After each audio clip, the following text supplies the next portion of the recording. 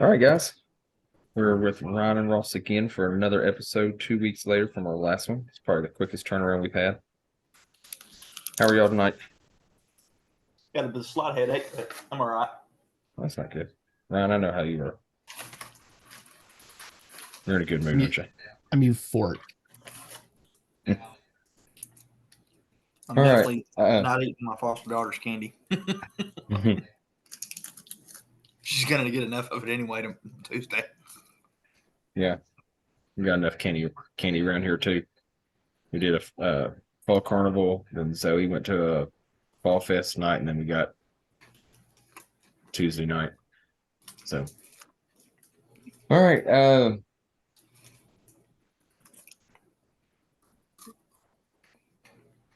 So we'll start off with college football night.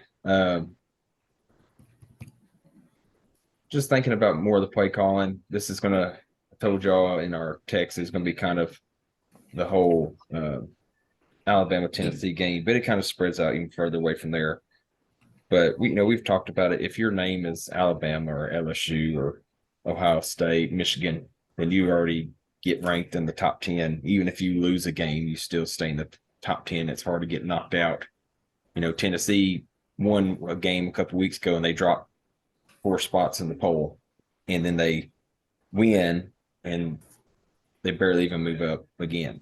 But they lose to Alabama.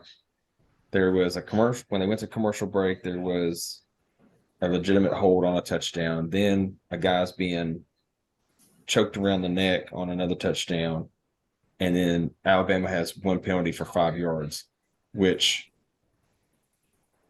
the center snapped the ball and they call false start in the center, which it should just have been a fumble, because technically if he snaps the ball, the play's supposed to be going, But then Tennessee, for the last 2 weeks in a row, get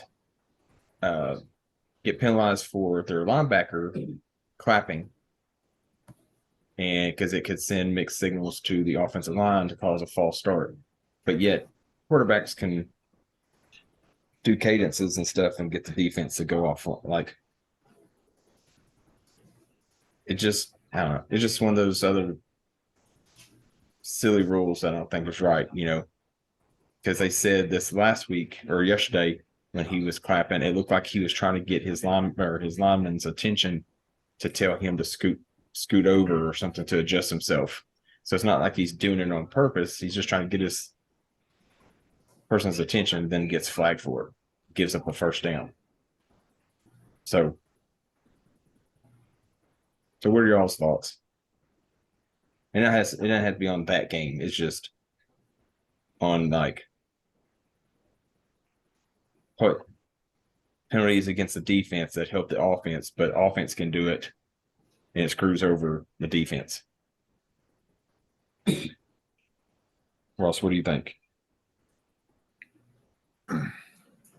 What exactly is your question? Penalties that the defense that's on the defense that helps the offense, but when the offense does the same thing to hurt the defense, they don't call anything. So what are your thoughts on it? Why does the offense get so much love in that situation when you can do the same thing?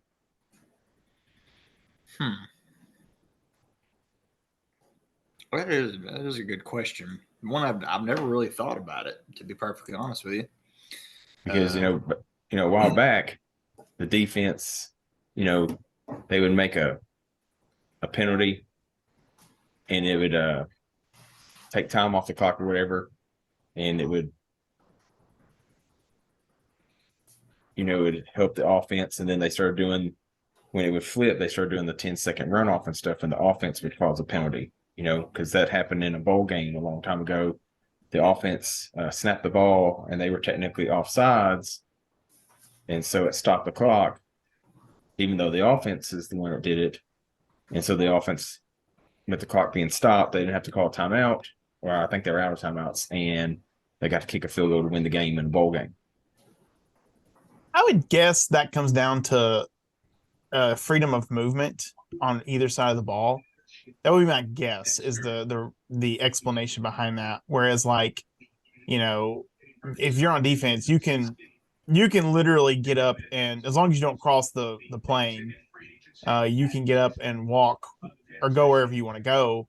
Whereas once you are set, for the most part, on the offensive side of the ball, you are not allowed to move unless there is a shift in the play or something like that. But you're not like, a lineman's not allowed to just like willy nilly go down the line and everything. I don't really have an explanation for why that is the case.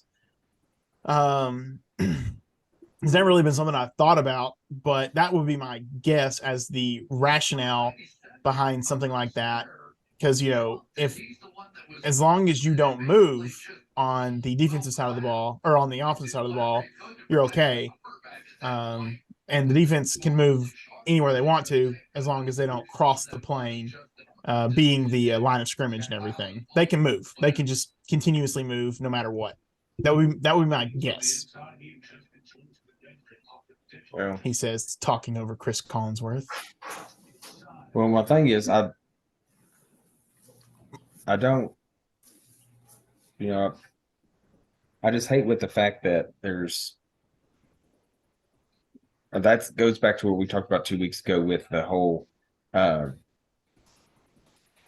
penalties and refs not really, it's hard to get refs nowadays. And even though they get paid pretty well here, but you see it in high school and college and stuff, and they talk about a shortage in refs because of the abuse that they take, but it also goes back with what we talked about 2 weeks ago with them being able to review. They review every score and play. Maybe they should look at some of these penalties. If there's a coach going crazy on, or like you're fixing to go to a commercial break and show a replay, and then right there, a freeze frame, there's the dude being held. And then and I get it, refs are only looking one way, but when there's two refs standing behind the line of scrimmage and they're looking at the line, you can't tell me that Tennessee guy that's going is bent halfway back with an arm to his elbow around the guy's neck, holding him back. That you don't see that, because both of those plays were two scoring plays that brought Alabama back. Yeah. And then yesterday in the Kentucky game, they called Tennessee for that. It was the same exact thing. The guy was going, and a receiver grabbed him, had his arm hooked around his neck. It's a penalty. And then I saw somebody posted a picture of it this morning, where a Kentucky player was doing the same thing to a Tennessee player, but they didn't call it that time. And it's, Kentucky fans were getting mad about some things, but there was like a face mask that was missed. And, and I saw some stuff in the 49ers game today where that defensive back for 49ers, he was called for every time he touched a receiver. And I get it, you're not supposed to be engaged with them, but if the receiver is engaging that, then it's not really the defense's fault. Yeah. Like the rule states, it's whoever's engaging the contact. And I just don't think they're being very consistent on that. So, but that's just my 2 cents of it. It's just nothing I can do about it. Like, it's always not in the ref's hands unless it's just a major, huge blown at the end, which, you could look at the Bills game the other night. Baker Mayfield throws that Hail Mary at the end, and two guys go straight towards the receiver. I don't know if y'all saw this. One of them, locked his hands underneath the guy's armpits, pulled him back while the other one kind of pinned him against there. I'm like, was the ball going to him? Probably not. But that's an automatic first down. You're grabbing a receiver past the 10-yard mark or past the 5-yard mark, and that's a penalty. That's holding. That's not pass interference, but that's holding.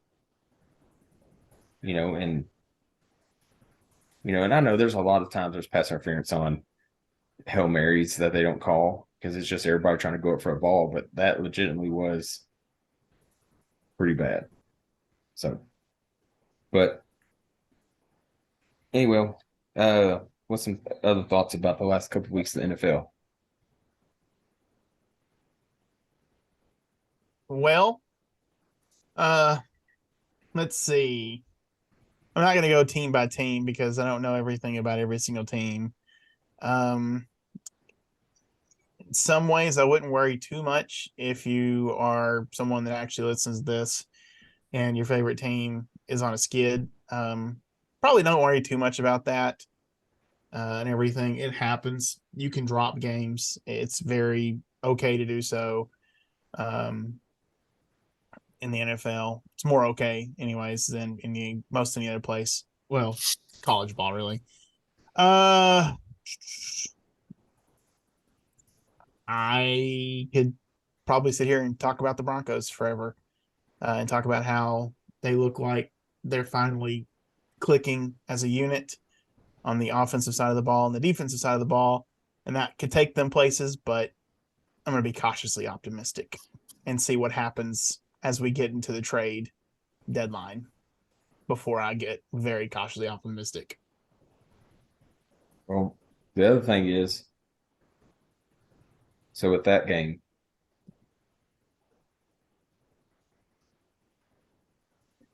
if the Chiefs are clicking though, can they win with the offense that they had today? I don't know. Our defense was like almost lights out good. Like it was shocking how good they were playing today. I think they probably still would have won. Now, whether it is what it, like it is a stat because they put it out there, like they talk about Taylor Swift not being there and he didn't play well, which is weird that the games that Taylor Swift wasn't there, he hasn't played well. But, Mahomes, everybody's talking about Mahomes is fixing to pull the game, the NBA Finals Jordan flu game, so it was that factors that, which I still think Broncos would have won, but does that take an effect? Maybe.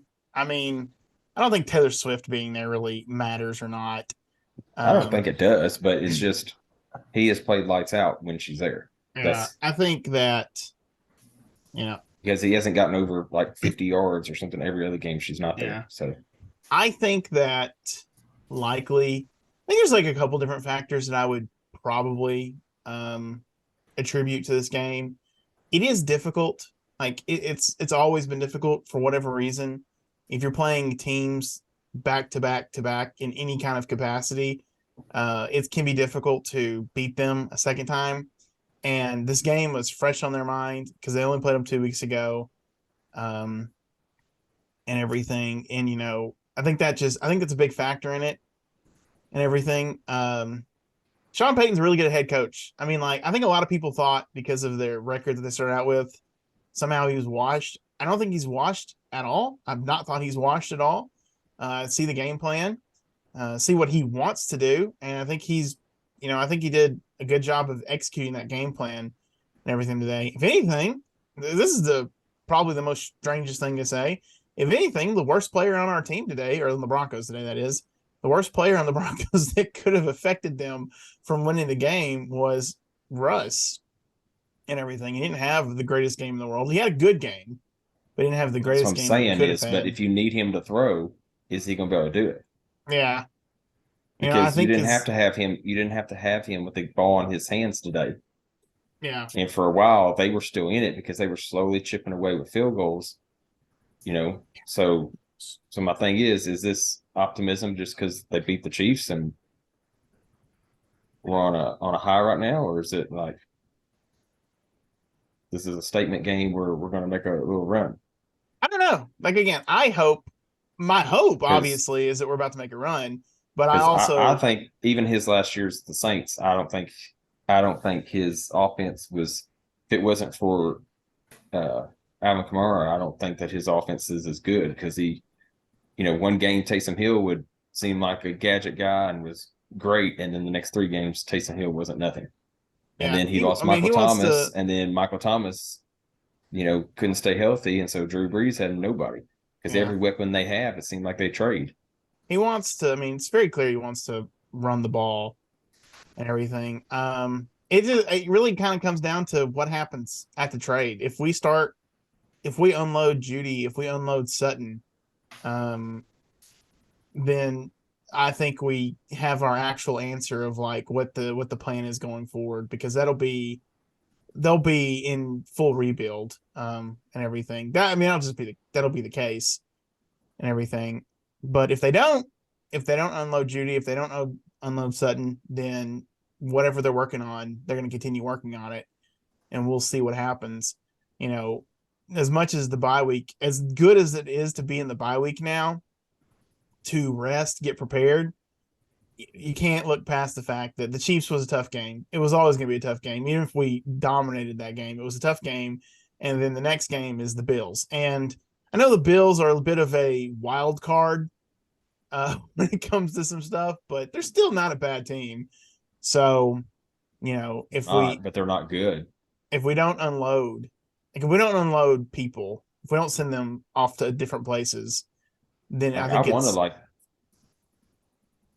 I was gonna say I want to like the Bills, but yeah, like a couple years ago when their defense was pretty legit and Allen was kind of making his name and they were getting Diggs in their system, but they don't have a good running game. And Gabriel is a good opposite for Diggs, but if Allen's not on, Allen's not on. And it's the kind of defense ridiculous. is just, like I said, the defense is just crap. It's not as good as what people make it out to be. Yeah, it's kind of ridiculous, in my opinion, that these teams that have a good running quarterback don't have a good running game going.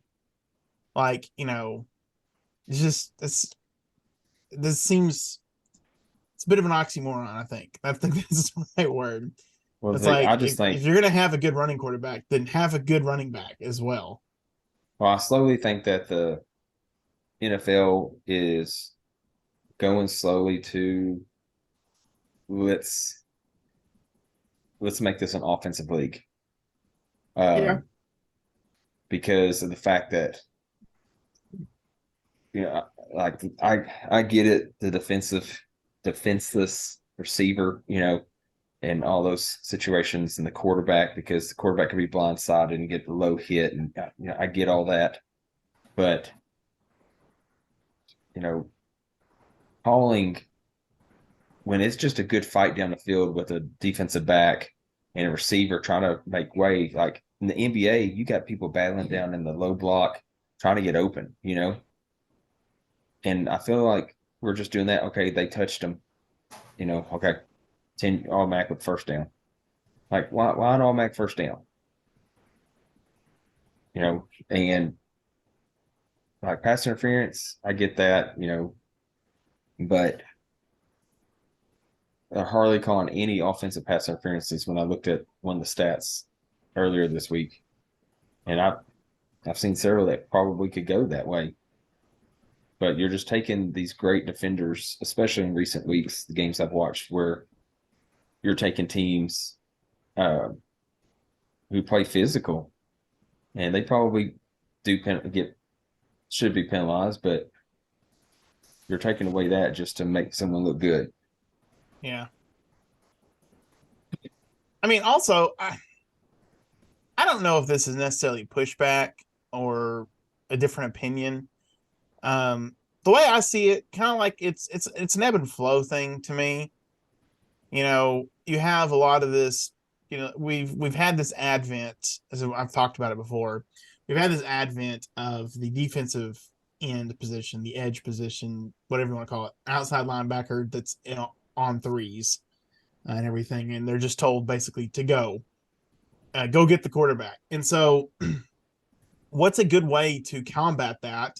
Well, if you're going to have like a line that's going to try to collapse you in a way, kind of circle you in and then take you out, which you saw today. If you watch, if anybody's not watching this or listening, or anybody listening to this, go watch highlights from the Broncos game today, and you'll see what I'm talking about. And I say that because that was like the one game that I watched today and everything. You'll see what I'm talking about. But a way to combat that is by running the ball up the middle, essentially.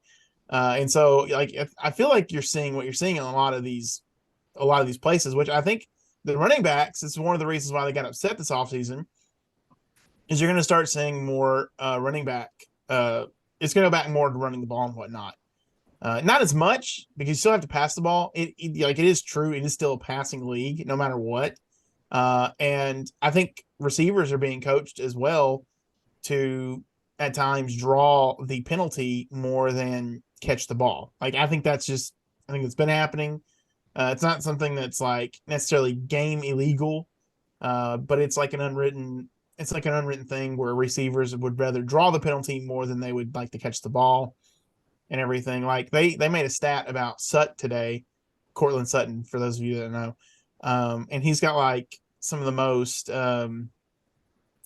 defensive pass interference penalties drawn on him in the league, like 24, something like that. And it's like, that's pretty amazing if you're able to actually get people to hold you for whatever reason, or to make it look like they have gotten a penalty on you. And sure enough, like there was like 2 penalties on him just today that were actually not really game. One of them wasn't a game changer because he caught the ball, regardless, but they could have been. I think actually both of them, there was something else that happened in that play, but it's still he managed to draw two penalties today, or he managed to get the defenders to draw 2 penalties today in that situation. So and pretty I interesting. caught just pieces of that game, but then again, it goes back to what I'm saying is, does he know how to use the system against the defense to initiate the contact, which makes it look like the defense is absolutely.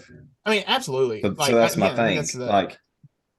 That's my thing where as a ref, you have to go, no, he initiated it. Like in basketball, if someone drives to the basket and they initiated contact, depending on how the defense is lined up, if the defense is out of position, then yes, it's on them. But if not, then if they're out of control, then you don't need to call a foul on somebody who's out of control.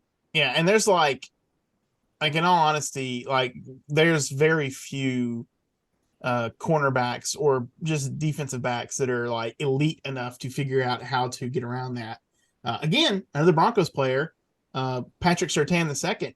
I think he's pretty good, and even he get penalties drawn on him from time to time. But he's pretty good at defending while not, I think he's like one of the lowest.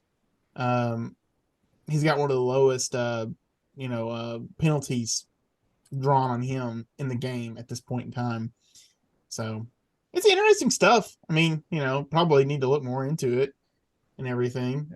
But it's interesting. I could see where it's going. But again, that'll just, for defenses and for most offenses, they'll the coordinators that are worth their salt will figure out a way to work around that and everything. Like, I'm just going to use them as an example. Only game I really watched. What was the game plan to stop the Chiefs today? Well, it's like, hey, you know what? Patrick Mahomes is going to score on you if you let him be on the field. And they had like 3 possessions total in the second half. 3 possessions total. I think that's like maybe 4. But they held on to the ball so long that they kept him off the field, which kept him from getting hot, kept him from, getting into the flow of the game, which really helped out and everything. Probably. And whatnot. Boss, have you picked a team yet? Nope, but go Jets. The Jets did look pretty good today. That is that just because I noticed they won today. I was looking at some scores and I was like, hey, the Jets won again in overtime. Well, until the last quarter, that was probably the worst game I've ever seen in professional football. There was 15 punts in the first half for both teams, and it was just, which they're both dealing with, well, technically backup quarterbacks.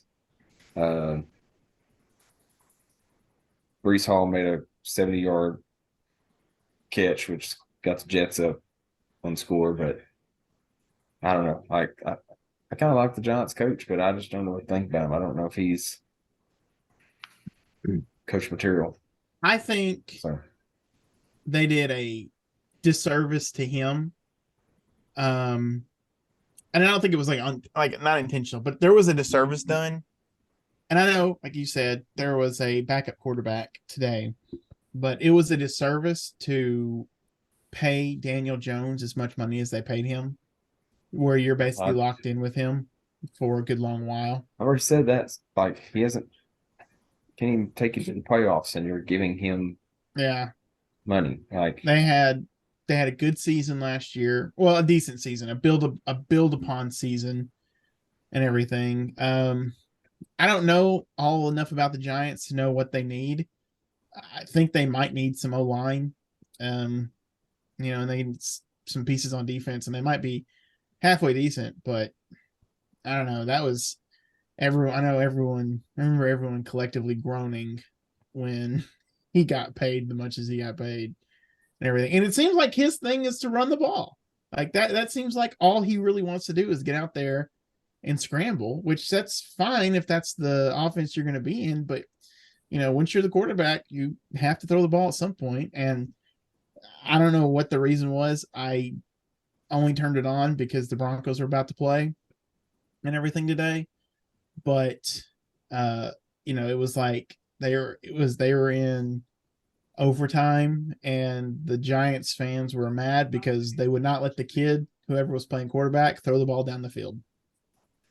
So it's like you gotta trust these guys at some point. You gotta let them try, or else you're gonna lose on a field goal. Yep, that's what happens. Wilson got him down there. All right, let's move on to college football. So, one thing I want to talk about is USC, like the real USC, not the South Carolina one. Heisman winner, like he's, I guess, doing enough to score some points, but the team looks like crap. Like again, I think they gave them a ranking where they needed to be just because they had a Heisman winner, and didn't think about the rest of the team in general because they just don't look good. And if it wasn't for his mechanics, watching him play, like I feel sorry if he gets hurt. But what's y'all's thoughts across the league? Just with him or what? No, just with the league. Well, still, I don't know.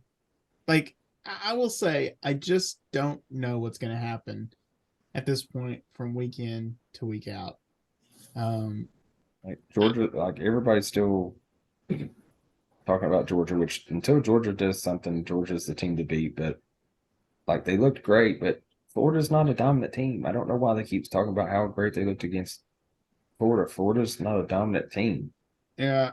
It's not like they played Bama or they played Ohio State or somebody like that where you can go, or Washington. If they shut down Washington, you can go, yeah, they shut them down to only 15 points. Georgia's back where they need to be. Like Florida's lost a couple, and they beat a little better than average Tennessee team who's still trying to figure out their offensive system. I don't know if this helped out or not because again, I didn't watch that game. I was actually, I don't know what I was watching. I think I might have been watching the basketball game. But anyways, I wondered if what that offense needed, because they did score quite a bit. I don't, that's not on Florida's defense being good or bad, but I almost kind of wondered if what that offense needed was Brock Bowers not being the, oh crap moment person. Like the quarterback, the whole offense had to figure it out themselves. And if that helped them score as much as they did, I don't know. Georgia's a team to beat. You're right. One of the things that Kirby Smart did that was evident, I watched the first possession for Florida. They pretty much easily marched down the field and got a touchdown, and they didn't score again until like the third or fourth quarter. Like that's pretty impressive and everything. So they adjusted the way they needed to adjust. That's pretty impressive. There's part of me that still likes, or not still likes. There's part of me that I think might like Ohio State a lot more. And by like Ohio State, what I want to mean by that is, they're playing well enough that I think they could, be almost for real this year. Their defense is a lot better. We'll see. I can't. I'm not going to say anything about Michigan. Oklahoma and Texas, their teams, they exist. Well, so what about Ohio's win that made you think that they're good? It's not necessarily that I think they're like an amazing team. It's just it seems like they're doing something that is allowing them to continuously, etch it out in the end. I do think they should have lost to Notre Dame. Was that the team they should have lost to? That they lost at the very, very, very end. But it seems like their defense is better. I'm not watching them, so I'm going off of what I'm reading and what I'm hearing. And so if their defense is better, they could really actually make a run at something this year. But again, we'll see. I'm not just super sold on a lot of people at this point. I think every team this year is about a 1 or 2 loss team in a lot of different given situations. Washington's still undefeated, but they've had a couple scares. Oregon has only lost 1, and that was to Washington, but they're still managing to play for the most part good games and everything. But the only team I don't want to see win at all is Missouri. That's it. That's the only team I really don't want to see. I'm hoping that Georgia, Tennessee, one of those teams just stomps a mud hole in them pretty soon. But Why's that? Because I don't like Missouri. I don't like the fan base. I don't like the coaches. I'm not a fan of Missouri. Hope they lose soon. I feel the same way about Texas A&M. Well, like just looking at Ohio State's thing, like until Notre Dame, which they won by 3, like Maryland's overrated. They keep always prompting Tua's brother. He's not as good as Tua. Then they play Purdue, and then they beat Penn State, but Penn State just couldn't score. I don't know if that's offense or if that's just James Franklin not being able to be consistent with Penn State. Yeah, it's probably a little bit of both. And then they played Wisconsin, which Wisconsin's like they haven't played anybody. So, but right now, Rutgers is 6-2. Minnesota's 5-3. Like it comes down to Ohio State, Michigan. Last week of the season, So yeah, and that game will be marred by so much controversy that you don't know.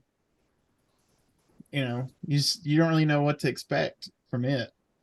Because like if Michigan comes out there and just completely dominates Ohio State, is it because they cheated? Or is it because Michigan's just that good? Well, I think Washington's offense is good enough that because they've scored. There was a big, rainy, bad game in Washington when they only scored 15. But other than that, they've scored at least 31. 50 something twice, 40 something 3 times, 30 something twice. But like it's tough the rest of the season. They've got USC, they've got Utah, they got Oregon State, all ranked. Washington State's 4-4. That could easily be a trap game. But I think Washington's pretty good. Florida State, I said a couple weeks ago, they beat Duke, but I don't know what to say about Duke. Um, the win against LSU doesn't look that good to me anymore. I was like, oh yeah, they handled LSU, but it just doesn't. And they've got it easy. They've got a crappy Pitt team, Miami, who's 6-2, but their coach will probably screw something over by laying the ball on the ground when they have the lead and let them run it in or something. I don't know. The North Alabama, and then they have Florida. So, but I don't know. Florida Like until State's record, like the best thing about the LSU win is that LSU's offense has gotten, for the most part, better as the year has gone on. So but their defense is bad. So I mean, it's just if they manage to, I don't know who they would have to lose, who they would be able to lose to. I'm not talking about LSU. I'm talking about Florida State. Still, I don't know who they would be allowed to lose to, um, given a loss. But again, like you said, they're kind of they've been a little bit suspect a couple of times in a couple of different games. There's really no clear, in my opinion, like there's no 100% clear front runner for anything at this point. It's an any given Saturday moment, meaning that I really think most teams could lose at this point on any Saturday. They get up to play and everything. There's no well, crap, there's and no dominating Georgia or dominating Alabama like team out there right now. well, in the media's eyes, Clemson's still a national contender. Yeah, Like but also they don't keep like when are you going to realize he doesn't have a good team? yeah, Like when do you think that? When do you just go, Clemson's just not good? yeah, Like I had to turn like I'm CBS Sports from now on. Anytime there's a game on CBS Sports, the game will be muted. I cannot stand Gary Danielson. I've never liked him, didn't like him with old Drunk Vern, and uh, didn't like Drunk Vern either because they're so biased towards whoever the favorite team is. And like during that Tennessee Alabama game, it was all the things that are uncharacteristic of Alabama play. Uncharacteristic, not how good Tennessee was doing. It was uncharacteristic. And then Tennessee makes a mistake, and it's like, oh, that's that Bama defense right there. I'm like, Tennessee made a mistake. That had nothing to do with the defense. Tennessee threw a bad pass. Like it wasn't because they were rushed. It wasn't because it was an interception. Nothing. It was just bad pass. And I was just like the punter. The punter kicked it, and it was I don't know. It was just something he said, and I was just like, I'm done with it. Even your sister was like, don't all punters do that or something like that? And I was like, yeah. I was like, because it's Alabama and that's how Danielson is. He's going to find every way to praise them. yeah. And so I was done with it. And I saw a lot of things said about it. Oh, one of the writers, sports writers, I can't remember where he's out of. He hates Tennessee, cannot stand Tennessee fan base, and he spoke up on that about Danielson and uh, Tennessee getting hosed on a lot of those calls. And if he's willing to speak out on it, then because like anytime any win, like even when Tennessee beat Alabama last year, he was like, "Oh well, if Bryce Young was healthy, like he was so devil's advocate of everything that happened, and that's how he is with baseball and basketball. Tennessee, like the only thing he's ever agreed on that somebody said was he had much mutual respect for Pat Summitt, and that was it. But any other coaches came through there, even men's coach, like he didn't like Rick Barnes. So, but Ross, what's your take on college, whether SEC, certain team, all over, whatever? Well, I'll reiterate, and I said it a few weeks ago.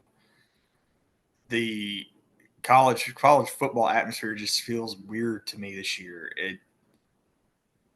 I don't, and maybe that's because we did get used to, there always being a clear cut front runner, such as Alabama in the last decade or 15 years, and then recently it's been Georgia. But it's just like Ryan said, there just doesn't seem to be anybody who's just utterly standing out. Like that's the team to beat. With everything that's going on at Michigan, and we only see what's on social media. We don't know all the ins and outs of what's going on with them. The NCAA is doing their investigation, so who knows? I know they pulled. I think I saw that today. They pulled Jim Harbaugh's contract extension or something. So maybe that's a red flag with them. But it's like as far as Georgia goes, like they've been number one all season, and I just personally don't see a number one team there. I'm not saying they're not top five. I'm not saying they're not college football playoff eligible, but I really don't see how they're continuing to get that number one spot after, they have seems like they have struggled quite a bit this year. They won, but they're definitely not. That's like Alabama is. They're not the same Georgia that in the past they have been in the past couple of years. The same way Alabama is not the same Alabama that we've seen in the past 15 years. Well, so let me ask this real quick. Do you think that's what the problem is? Do you think that's what we've talked about it, with one, being favored to let teams win. Like with James Madison being ranked number 23, do you think that they don't want schools like that there? Do you think that if you're not named Bama, then you shouldn't be in a top 10? And that's kind of where, is it like I saw something the other day. Michael Jordan was going against somebody when he was 40 and he was with the Wizards. And there was a rookie that came in, which rookie ended up having a good season. I can't remember the rookie's name. And they were playing tough defense against each other. And then at the end of the game, Jordan hits a game-winning shot.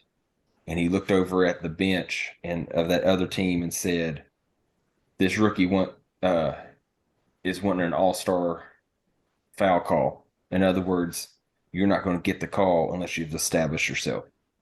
Like LeBron's going to get the call because of LeBron is, but Ross Spurlock being a rookie ain't going to get that call. Even though you have more points, more rebounds, more assists in this game, and you've been playing for half the season, and you've put on record, I was the best high school player, I was the best college player, and now here I am, and I'm competing with LeBron, but you haven't been in there to establish yourself and been named, anointed since you were 16 as the next big thing. You're not going to get those calls. So since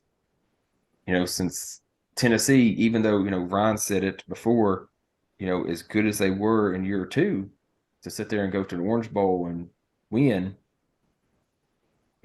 since they're not a powerhouse, then do we need them, messing up this good thing that Georgia has? Do that we still want Kirby versus Nick Saban? Do we want Brian Kelly going against Kirby in the championship? Do we want Lane Kiffin as the face of the West? Like, are they actually telling refs, hey, we got to make sure, this is what we're getting at? Like, could that actually be a thing? Not necessarily like doing it where people have gotten in trouble with betting and stuff, but are we actually doing it so we can still have, Michigan and Ohio State being that main game in the end, and having Oklahoma still be the only good thing, in the Big 12, and is that reality? Is that what's actually happening? I'm not going to say that it's not happening, but when you look at the standings and you see James Madison and Air Force in the top 25, Well, like there has been an Air Force in there before, just like a Georgia Tech with their offense and stuff they run. Now I don't know if I've ever seen Air Force this high, But like when I saw James Madison playing this week and they were ranked 25th, in my ESPN app, I was like, when did I miss this? Like, why are we not talking about this run that they're having? Like, are they really playing anybody, that's worth a darn? Like they're only people, like there's nobody that they're really playing, you know what I mean? Yeah. So I how mean, good is their team that they were ranked, I guess, high enough preseason wise, at least top 40 for them to play the teams that they play to be able to be ranked, like like Georgia State is who they're playing this week is 6-2, and James Madison's only 5.5 point favorite.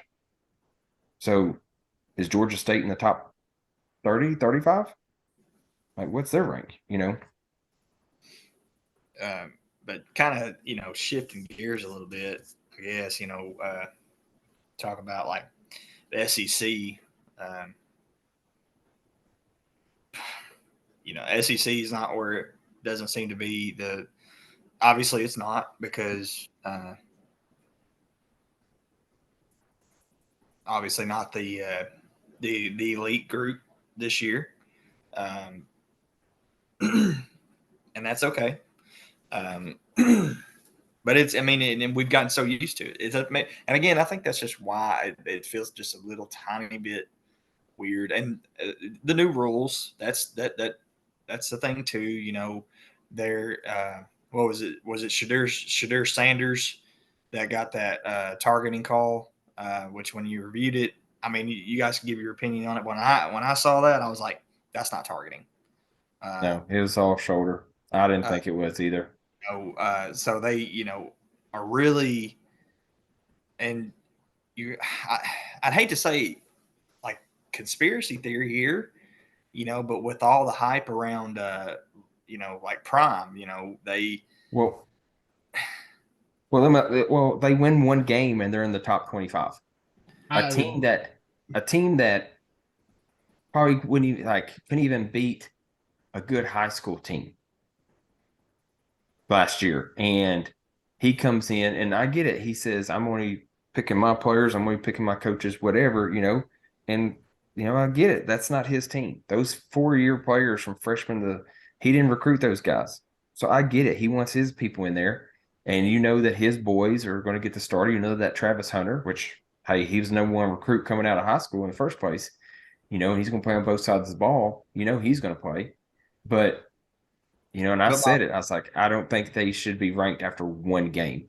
And yeah, if anything, that would go against him getting ejected from the game would actually go against the argument that the refs help out certain teams because the media did everything in its power to push that narrative, to push the Colorado narrative. And yes, it is correct. After one game, really after a couple games, but after a couple games, you would have thought that they were about to go toe to toe. They were about to go to the college football playoffs.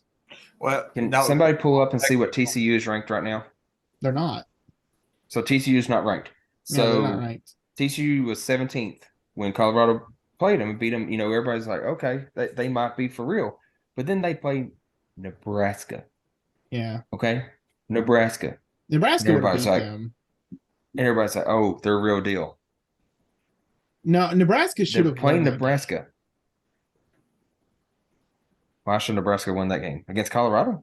Yeah, they should have won that game. And not like they weren't cheated. The reason why they lost that game is because their quarterback doesn't know how to hold on to the ball. But if their quarterback was competent and could keep the ball in his hand, they would have won that game. I don't know about easily, but they would have won that game. Well, defense got to do a stop somewhere because quarterback ain't going to lose you. You're right, 22 points. But their quarterback they couldn't get any points because.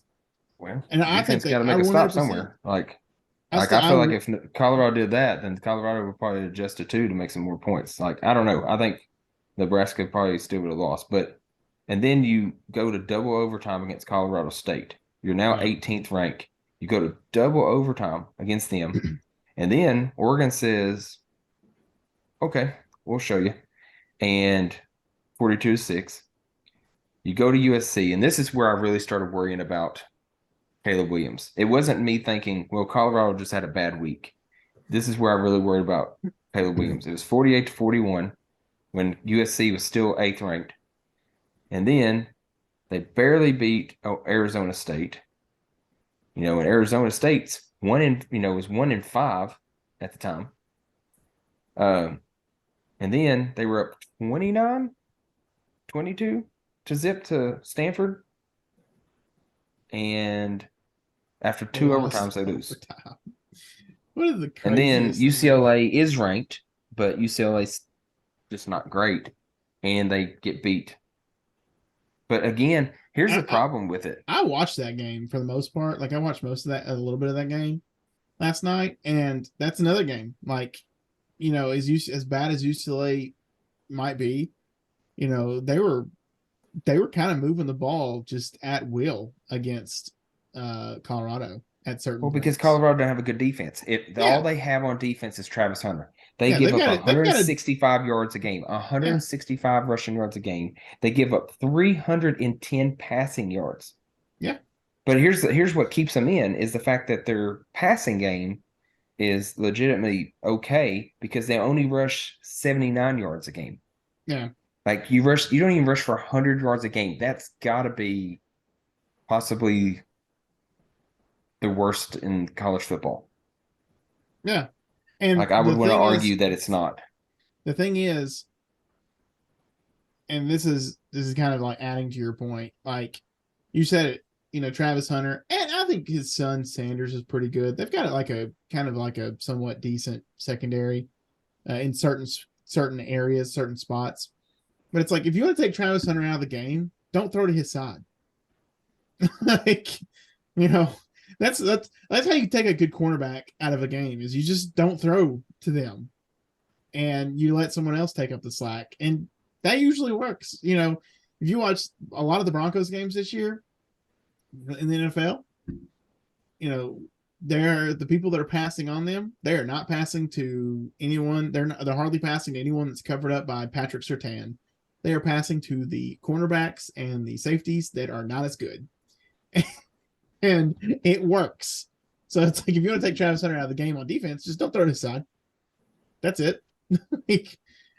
People don't adjust to that, or at least I don't know how much it is that. I haven't been watching Colorado games week in and week out. So Colorado, out of 130 teams, they're still one of the worst teams.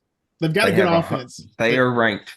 No, well, I don't consider. Because this is fixing to change my narrative on another team here in just a second. They are 128th in the nation rushing. 128th. Where's Arkansas at? Arkansas is it's like pretty 112th. Yeah. If you don't have an offensive line, you can't win a game. Here's my thing. Washington's up there. I thought Washington did better. And so that makes me think that could be Washington's Achilles heel. You end up doing some stuff to stop Penix. That could possibly that could be a change maker. I did not know that Washington's offense was that bad. Now, is that overall production or is it because of the run game? What? No, this is just running. I'm talking about Washington. So let me ask this question. Because again, haven't watched a Washington game. Have you watched a Washington game? I've watched several. Do they need to run? No, but in those tight situations like that, it might help that your team can at least get some rushing yards and not have to put it in Penix's hand. Well, that was the next question was going to be, when they do run the ball, how do they look? Because there's a difference. I thought they looked good because... Well, that's the thing. There's a difference between just being very bad at running the ball and then just not running the ball. So if they're just not running the ball, that's a lot different than, Well, I would have thought they would at least been in the top 100, not as low as... Because their offense is doing as well as it's doing. But... Look, there's Luke. Hi, Luke. Hey. So, Luke, we're talking about right now, just talking about the different teams in college football and either being overrated, underrated, things like that. And if you're not named Georgia or Bama or Ohio State, Michigan, is possibly, if you're not named those, is the league ready for other teams, whether it's Ole Miss or Arkansas or Washington or Tennessee? Is the league not ready for those kind of teams to step into that stature? Because we want Nick Saban versus Kirby Smart in the championship. So our play calls probably, I guess, being, or not play calls, penalties being geared towards favoring those teams. Well, I mean, even this year, Alabama's not nearly where it was in years past, and yet you still see them getting a lot of favoritism, a lot of play calls going their way, or lack of penalties on their team. I know you probably already talked about it, but in the Tennessee game, all the penalties on Tennessee, blatant penalties. You can see it on the replay. Lots of, I mean, people have posted it on Facebook, they've posted it on other social media. All the times that Alabama's messing things up or is actually causing these penalties, and yet there's still not a flag to be seen anywhere for it. But as soon as the other team messes up, instant penalty. And sometimes even when there's not a penalty. You know, because So, yeah, I still say, even though they're not as good as they have been, they don't really have the star quality players that they've had in the past years. They're still ranked. They're still way up there, and they're winning games. But it's not like they were winning games 2, 3 years ago. you know, and like my thing is,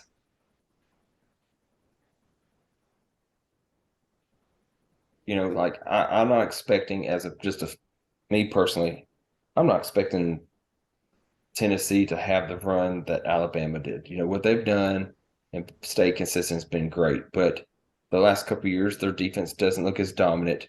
Um, you know, their run game isn't where, you know, we talked about a couple weeks ago, their run game isn't as good. And I think that was a horse that carried them to the finish line a lot, because their run game was so good. And now they've went into where they're being called quarterback U because of the quarterbacks that they've brought through, and they've been great. But, you know, Jalen Hurts, you know, was good, and then he lost the championship, and then they put Tua in and comes back and win, and then they go back and forth, and then they end up sticking with Tua, but then Tua struggles in a championship. You know, so, and then Bryce Young wins a Heisman, but then Bryce Young looked vulnerable a lot last year. But I don't know. It's just, I just think that I think it was Virginia Tech. You know, I think it's with some coaches. I think some coaches should just, they need to understand they just can't be a head coach. And I guess that's everybody's goal, is they want to be a head coach eventually. But I know Virginia Tech, when Beamer was their head coach forever, he had the same offense and defensive coordinator for a majority of the time he was there, which is rare because usually people want to move on. But it was one of those things where Virginia Tech was pretty good. They had Michael Vick come through. They had a lot of good defensive teams that was competing in the ACC. And like, I get it, you know, money talks, you know, wanting to be your own coach, you know, kind of talks too. But then again, I'm like, if you got a good thing right here and you could possibly win championships and be successful, you know, add more to your resume. You know, be like, you know, like Alabama, you know, even as good as they are and all the offensive coordinators that's come through, some of them haven't been people starting out. It's been a Lane Kiffin or Sarkisian, all those guys who have already been head coaches that it didn't work out for them. Yeah, and you've even got players like Travis Kelce talking about kind of the same thing, where, yeah, he could probably go anywhere else and get more money. But he said that even though Tyreek Hill got like $30 million in his contract, he said that it was worth not getting paid more to be on that winning team. Yeah. So I mean, and I'm the same way. I'd rather take a cut if I was ever in that position, but I would rather take a cut in pay and be in a winning team and get the Super Bowl rings over and over and over and always be part of the conversation than I had just have a high paycheck but be on a team that never makes it anywhere. Well, like I'm too competitive where I would want to win. And I Yeah. guess, if I had $30 million in my pocket, I can go, well, I can sit here, but I don't know. Like I would want to win. I wouldn't want to always get beat or be on a team that people make fun of. Yeah. But if I was winning championships and I knew I had a young quarterback or a young defense, whatever that could possibly keep us winning, then I want to stay there and then the history shows with the majority of sports, people leave and go to a team for millions of dollars, and then they went to that team just because that team was trying to build around them, never could, and then now they're 35 years old and they're like, well, I just want to win a championship. I haven't won one before, so I'm going to go to a team and sacrifice being the main player. If I was like a assistant coach under Nick Saban, I would stay there and learn from one of the best coaches in college football for as long as I could. And well, I Like think that's why Kirby Smart I know there would be has other been so teams who would good. come in and try to poach me, but until I've learned absolutely everything I could from him, I don't think I would go anywhere Well, I because really think that's where Kirby eventually I would Smart had like to done step so out on my well. own, maybe, but you gotta stay where you're learning and growing as a coach. Because yeah, I could go off to any other school, but I don't want to. I don't want to have a bunch of losing seasons and be like, man, I don't know what I'm doing. I'd rather stay with that winning program, and my name may not make the headlines, but it's also not going to make the headlines. Yeah. Ryan, you got anything else? Nah.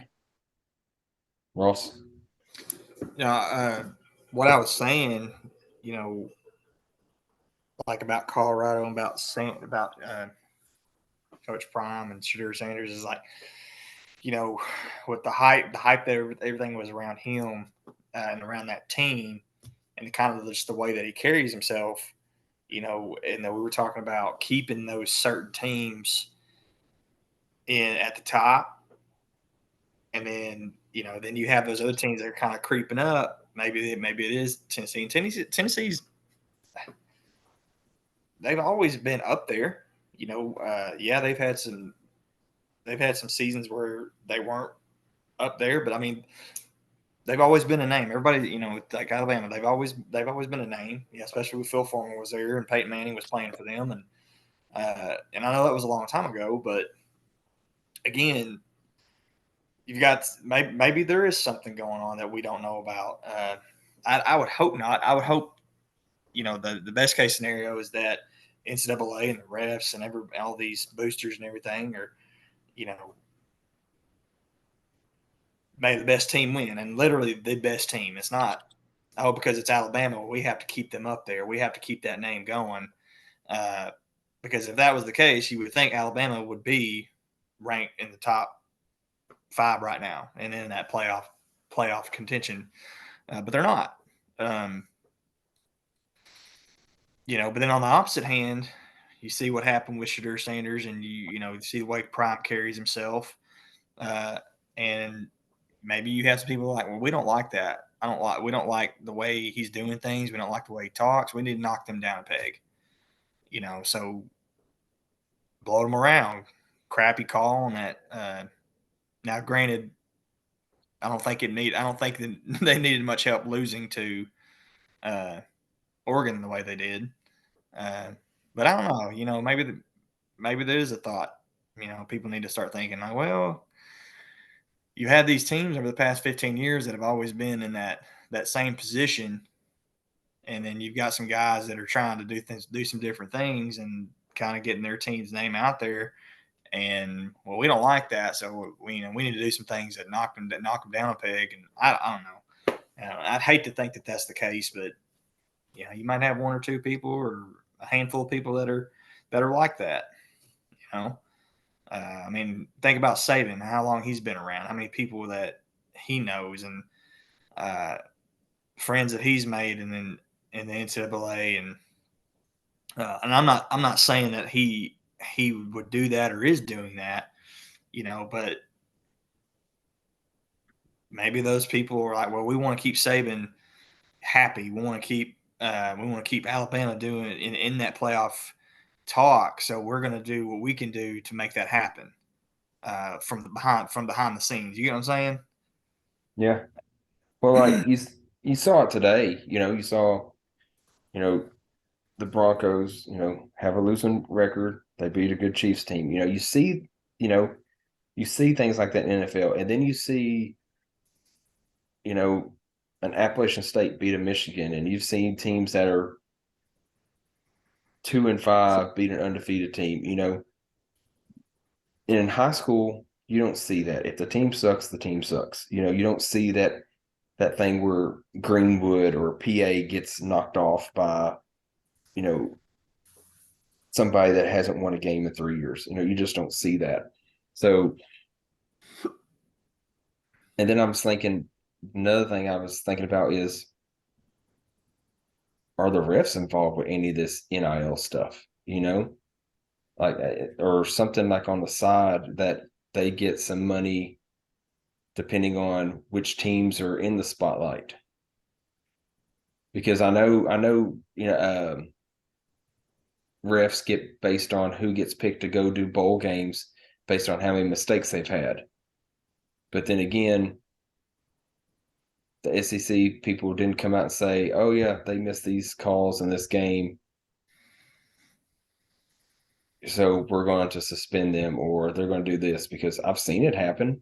I remember when Ryan Mallett and then we're going against Tim Tebow, and Tim Tebow was about 3 yards short of a first down. They said he had a first down, and there were some other bad calls. Well, that group of officials got suspended for 3 weeks without being able to call games. So I know it happens. And yeah, because here's the truth of the matter. Long before NIL, players were getting paid. We all know that. We all know that. And long before any of us were born, people were betting on games. Who, and who was betting on those games? I mean, you can't tell me that at some point there's not been a ref, probably didn't get caught, had a bet on a game. I mean, when you got money on the line, what do you think? I'm gonna do whatever it takes. I'm gonna do what I can do to win money. With the whole NIL deal now, and it being so out there. I mean, it's refs have their favorite teams too. I'm not. You cannot sit here and tell me that refs don't have teams that they root for. well, yeah, like my thing is, you can't be a ref and not have been around the game of football. Like some of the basketball refs for high school have played basketball in school. Supposedly, I don't know how true this was, but supposedly the head ref official of that Alabama-Tennessee game was a real estate agent in Alabama. But somebody said, well, it looks nothing like them. But then again, you're either cheering for Alabama or Auburn if you're from Alabama. So I'm gonna make this point, and I'm really not saying this just because I'm a Razorback fan, but okay, let's go back to the BYU game, and growing up playing sports, I was always taught, and I know high school and college and NFL are completely different spectrums sometimes, but I was always told, when you go to somebody else's place, don't expect to get the calls that you're going to get at home. And I'm sorry, I'm blanking right now. But what conference is BYU in? Big 12. Big 12. Okay, so that was a Big 12 crew that came into Arkansas, and and BYU comes to Arkansas with a Big 12 from a Big 12 conference with a Big 12 refereeing crew, and Arkansas gets rung up for 15 penalties and for 140 yards of those penalties. Like, I'm just saying, I'm not saying that because obviously Arkansas's O line has sucked all year long. There's no getting around that. There's no denying it. The offense has been absolutely terrible. But when you think about that, like, they're playing at home against a team that they should have beat, and then there's a conference issue there where you got a Big 12 team and a Big 12 crew. Well, if that's a Big 12 crew, I mean, it just begs the question. I'm not saying that they did. I'm not saying that they intentionally did what they did. And we were like, we're going to win in that game. We're going to make sure BYU wins this game or has a chance to win this game. I'm not saying that's what they did. It just begs the question. And you can ask this about anything, exactly about what we're talking about. The bias. How do you stop the bias? How do you stop? Well, we want to see Alabama always be at the top. We want to see Ohio State, Michigan always be at the top. From the back room to the referees, there's always going to be bias in some form or fashion. Yeah. So can you put a stop to that completely? I think the question to that is no, you can't. But you definitely have to limit it to as much as you possibly can, so that the Alabama-Tennessee game with the many calls that were not made and some that were, that possibly affected the outcome of that game. BYU and Arkansas. You don't want to have to ask the question, was there bias in this game? It should always be right down the middle. We called it fair. And well, even as a fan, I try to watch things like, watching the thing today, I was getting so mad at certain things that, San Francisco's doing. And I'm like, just quit grabbing the guys. Like I'm on a point where, when I coach basketball, keep doing something. Then if they call, like, I want you to play as good defense as you can, but play aggressive on defense. Then if they start calling it, then we make adjustments. Because every ref is different, and I get that. But like, either let them play or don't. Like, just like I remember in the Super Bowl, or no, it was the NFC Championship when Richard Sherman and Crabtree went at it with each other, and Skip Bayless was like, well, in that situation, you've got to make the play. If you're a big time player, you got to make the play. And Stephen A. Smith said, if it's pass interference in the first minute, it's pass interference in the last minute. And I agree. You can't just sit there and go, no, we're just going to let the better player win. Well, guess what? The better player that's going to sit there and do offensive or defensive pass interference is going to win. So, like, if a quarterback, gets taken out at his knees, that shouldn't be a penalty, or a face mask. Well, he was, the better player is the one that grabbed the face mask. No, it's a penalty. I don't agree with that. I just think it needs to be called. Let them play. Don't call ticky-tacky stuff. But again, everybody's different. Everything sees different. Even from the Super Bowl last year with the, that hold, for the Chiefs situation. From one angle, it's like, oh, come on now, that's ticky-tacky. But it wasn't even from the angle that everybody was mad about. When you freeze the angle, when the person broke free at a different angle, you see the pull, you see the jersey. I'm like, oh, that's where the call came from. But everybody still thought it was from the initial contact, and it wasn't. It was like 3 seconds later, as he went to roll out and go do that wheel route down the field, is where it was actually called from. So, but anywho, Brian, you got anything?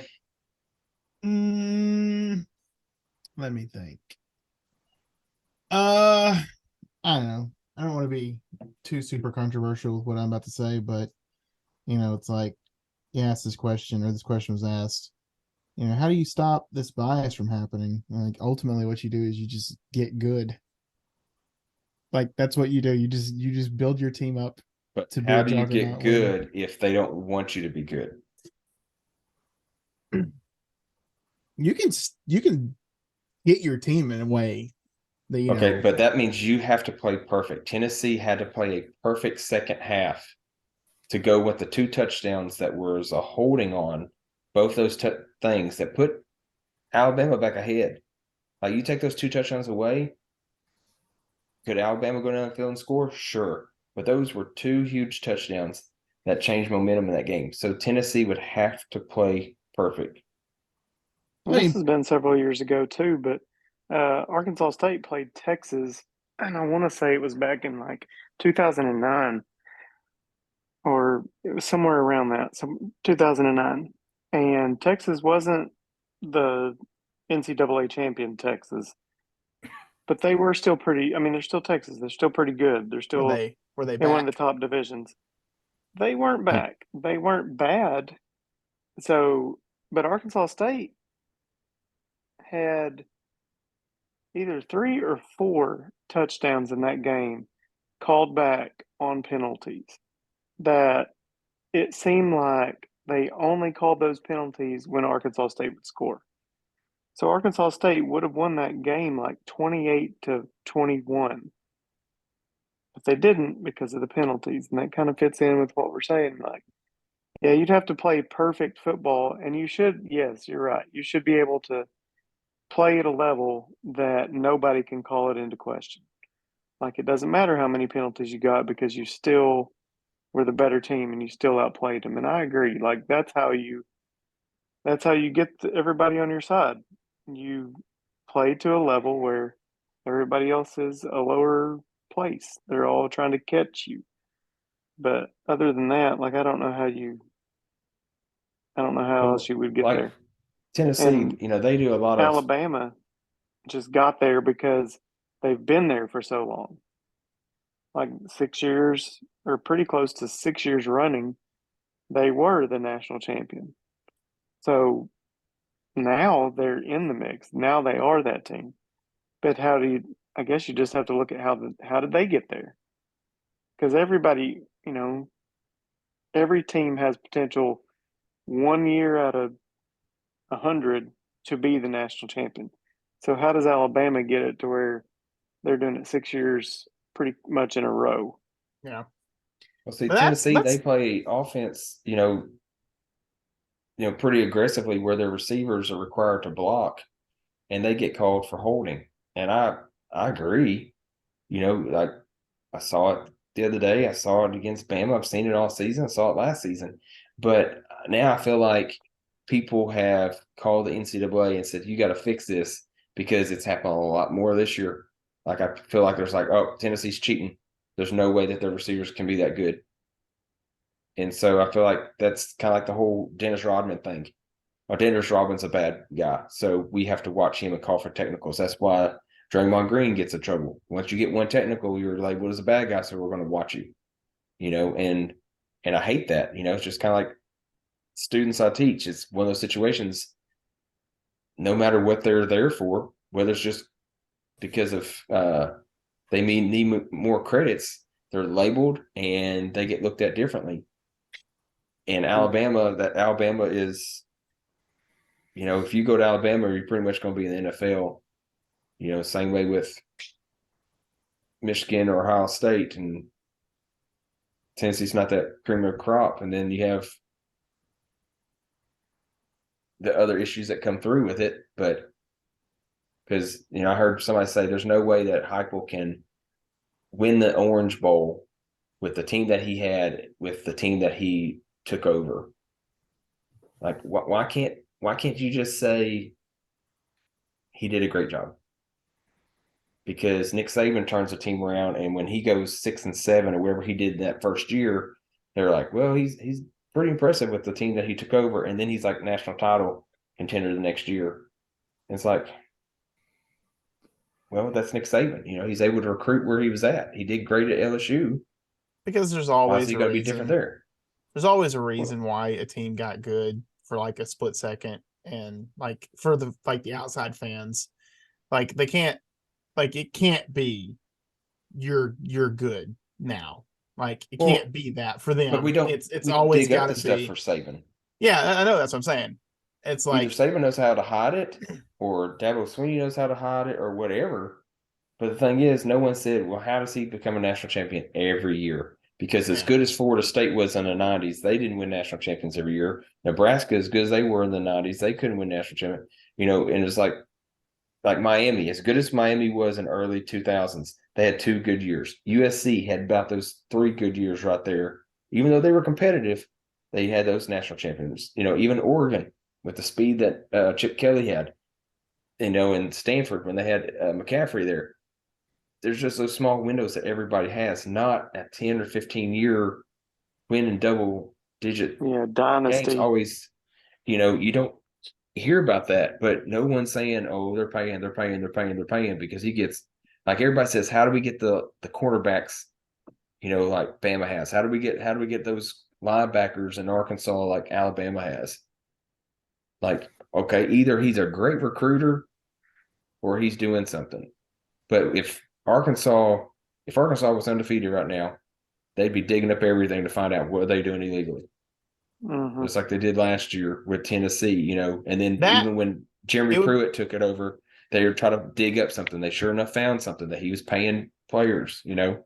it would be that, and it would also be like, you know, you also hear things. This is what I was saying, kind of what I was alluding to, is you hear things like, oh, well, this is just a really down year, things like that. You know, It's Yeah. a rebuilding year. yeah, Yeah, there's just a rebuilding year. Eventually, you've got to say, well, we're going to demolish this and do demo because we've been rebuilding for 7 years. Yeah, Like Right. eventually,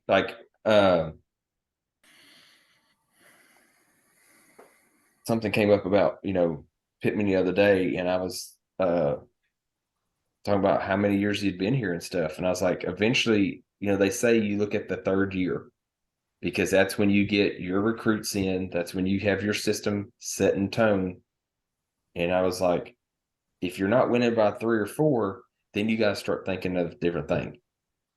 And you know, he's up there in age. He's not one of these up and coming guys. He's kind of like how Petrino was. Petrino said he was going to retire at Arkansas until all that crap happened. You know, and Pittman is, pretty much said the same thing, that this is pretty much his last run. But then again, he really hasn't had a run besides the little JUCO school that he was a head coach from. So it's like, why has he never gotten a head coaching job? You know, and what? I have like an opinion on him. It's neither bad nor good. It's just an opinion. Well, like Nick Saban is a defensive minded guy. And so Nick Saban always made sure that his defense was good. You know, Heupel was an offensive minded guy. And so he always makes sure the offense is good. But like, you know, y'all both said the offensive line sucks. And that's supposed to be, you know, Pittman's bread and butter. So, yeah. So like me and Jazz Band, the saxophone line was great. We had the best saxophone players in the stinking country, but we had probably one great trumpet player, and that's because the head guy was a saxophone player. He knew what to look for. So this is, I think this is more fact than opinion, personally, just from my observations, what I've read, what I've seen people say, and everything, and just what I've observed watching the games. And again, this is not really like a pro or anti Pittman thing. I think he actually has the makings of like a pretty great head coach. I'm not like saying like, oh, he's the next Nick Saban or he's the next this person. I'm not saying that. I think he's got the makings of actually a pretty great head coach. The biggest issue with Pittman is he gets in his own way, far more often than he should. He's admitted it. Like some of the calls he's made or he's not made during games, he'll come back and say, I made that call, or I didn't make that call. I should have made that call, and everything. And he is his delegating by committee, essentially, like letting his coordinators have that much power, especially on the offensive line, has been a detriment to him. He has said, people asked him, like, hey, you said at a practice or during the practice this week, you were doing the offense this way. And then y'all did not do the offense that way during the game and everything. And he said, well, we worked on it in practice. And, kind of what you can infer from that is like, what I've heard from it was that, okay, so what was happening is the previous offensive coordinator was, he was humoring you in practice and then running what he wanted to run in the game, and you weren't overstepping where you needed to overstep and everything. Last year in the game against the Kansas bowl game and everything, during that game they ran some completely new stuff, and then it came out like afterwards, like those were things that he wanted to run, and it was like he finally said, like, I would like to run these things, and they were really good plays and everything. And then he said this past week that he was going to be in more offensive meetings and take more, like have more say in those meetings going forward. And that's kind of where I get to the point. It's like, okay, so the reason why you're actually, because he can recruit, you can't deny that. He's had a pretty good track record so far, besides the offensive coordinator this past year and possibly the offensive line coach, but he's had a pretty good record so far with turnarounds on and hiring people and everything. And so it's like, well, what's the issue? The issue is he just getting in his own way. He just will not get out of his own way. He is his own worst enemy. And that will probably lead him, if he does not change that, if he does not work to change that, that will probably lead to him to leaving Arkansas sooner than he wanted to. Which I think will be voluntarily stepping down and everything. But that's just kind of my opinion. And again, this is not really me. This is me being objective. I'm not trying to be like, pro or anti Arkansas in this. It's just, I just think that's probably the case. And it's fun to be able to talk about it. So you gave me the opportunity. Very good. Well, before we end tonight, I'm going to speak on this real quick, because I know we hadn't talked about this stuff in a while. I recently got the new Spider-Man 2 video game. It's the sequel to technically Spider-Man and Spider-Man Miles Morales, because it kind of combines both storylines. So far, it's really good. I've liked the story. I usually start out doing a bunch of those side objectives first, build up my character before I do the main story. Has been really good. I've been streaming it each episode. So if you get a chance, if you're interested in it, if you're not going to play it, then watch a stream or two. I like it. Yeah, I've watched a couple of your streams. Like, graphics are really good. Yeah. Like, incredible. Gameplay looks fun. Just the things that you seem to you can do on that. I saw a video the other day. It was like it just added a video of like how Spider-Man has developed over the past few years. So yeah, I mean, I'm not like I'm not, that's not my type of game, but just from what I've seen, like that's definitely a very, very well made video game. I think so. One of the coolest things I came across, I was jumping off one of the taller buildings, and I was fixing to try to see how many flips I could do, and I hit a wrong button, and Spider-Man ended up solving a Rubik's Cube on the way down. And then he finished it right before it hit the ground. So that was kind of unique. I try to do the same thing at Miles Morales, but all he does is gets his phone out and starts texting. So not as cool, but that was just kind of unique that they did that, especially when I was trying to do some flips and stuff. And wait, he pulls out Rubik's Cubes. I have a question about being a fan of sports and everything. Who overreacts quicker? And this is not about like any specific Arkansas team. fans. Who overreacts quicker, NFL fans or NBA fans? And the reason why I ask this question is because I'm not following, but like I sat down and watched like the whole Lakers game, their first game, the one against the Nuggets. And during that game, like, I thought it was pretty close. Like, I didn't think it was a bad game or anything, but I was like looking online, following along with that, people online, and like, you would have thought there was times that the Lakers were like down by like 40. And that just kind of happened again. I was just, Well, I guess it I depends was looking on. at stuff and people were like, "What are you doing, Lakers?" And I'm like, "Oh, what's the score?" And I went and it was like tied. Well, What's going the on? Lakers. The Lakers are who the Lakers are, and when you go after the greatest player in this era, and you add Anthony Davis with him, you should win.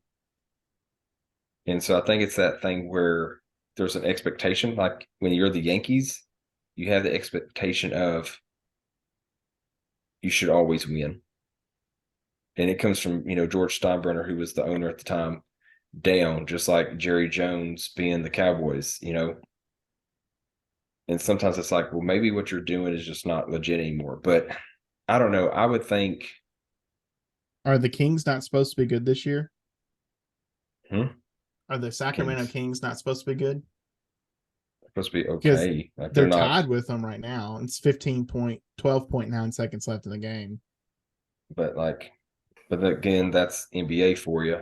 Like the best teams win 60 out of 80 games. That's the other thing. It's like, and that's the other thing. It's Well, it's the first baseball. game. Like baseball, if you think about it, if you win 100 games in a baseball year, okay, that is like awesome. But that's only 62% of your games. You only won 62% of your games. And the best team ever won 106. Actually, the best two teams ever were the Cubs, I think, and the Mariners. Both won 116 games. And there's been the Yankees who have won 114, and there's been other teams that have won 100 and so games. But you're still only winning 60% of your games. Where NFL, mostly the best teams go 12, 13 wins for the most part. That's a high percentage. NBA, again, the better teams win 60%. So I don't know. I would say NBA fans, just because they kind of overreact. Feels like it. Because again, if you have LeBron on your team, you're expected to win. He's only got 20 points so far.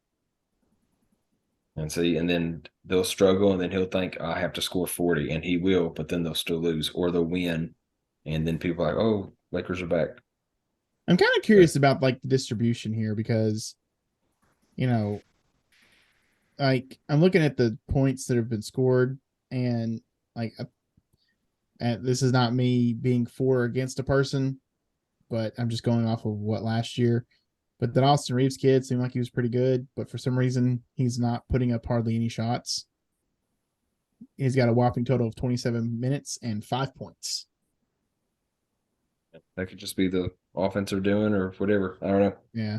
And I've seen some people complaining that he's not being given more. But I don't know. I was just curious. It's kind of funny a little bit to me. Apparently someone named Gabe Vincent's is making people mad. There you go. Fun times. Yeah. All right. That's going to be it for another episode. Ross, Ryan, Luke, thanks for joining tonight. We will chat back in 2 weeks with some more topics and stuff. Y'all have any final things to say? Go Broncos. Go Rangers. The streak is dead. Oh, speaking of that, I don't know. I know most of y'all don't keep up with baseball, but so far the series is split. Rangers versus the Arizona Diamondbacks. So if you keep up with it at all, if you or kind of been keeping up with it, do you have any predictions over the next few games?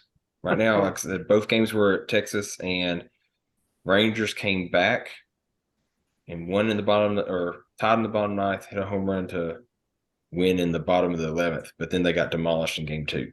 It was 9-1 in game 2. Yeah. My if they only, can, but looking at the game, sorry, Ron. No, Looking you at go. the game, they played well until the last few innings. So Texas is going to have to figure out how to keep the mojo going, and they're going to have to finish strong because they can't do that again.